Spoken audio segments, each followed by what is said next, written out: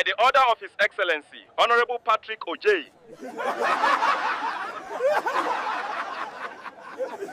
The sun hung lazily over the city of Kintola as the national radio announced, "By the order of His Excellency, Honorable Patrick Ojei has been appointed Minister of Public Affairs." The city erupted in laughter. Patrick, known widely as Mr. Oops, was a man whose mistakes were legendary. He once approved a road project that began in the governor's backyard and ended in a swamp. Another time, he accidentally tweeted the national security password, thinking it was a motivational quote. Yet somehow, he always survived every scandal.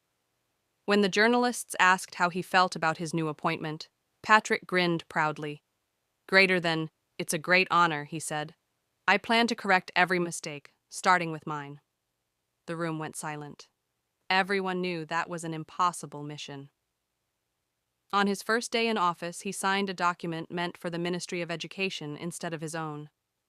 Overnight, schools were declared public affairs zones.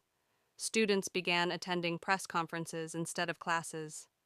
By the second week, he ordered 2,000 public chairs for government meetings. The supplier delivered 2,000 wheelchairs. Still, Patrick smiled at every disaster. "Mistakes," he said, "are just practice for perfection." The president summoned him after the latest blunder, broadcasting the budget report with the wrong country's name on the cover. "Patrick," the president sighed, "you've made more errors in 3 months than any minister in history." Patrick bowed humbly. "Thank you, sir. That's not a compliment."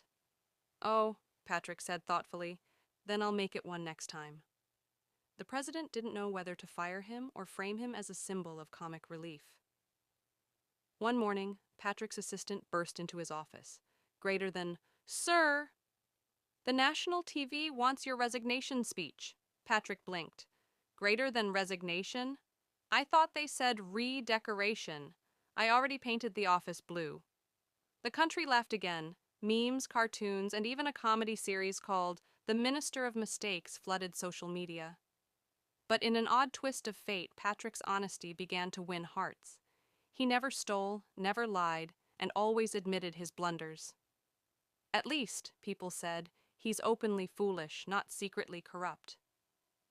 When he finally resigned, the crowd gathered outside the ministry and chanted, "We'll miss your mistakes." Patrick smiled as he waved goodbye. "Greater than, my job here is done.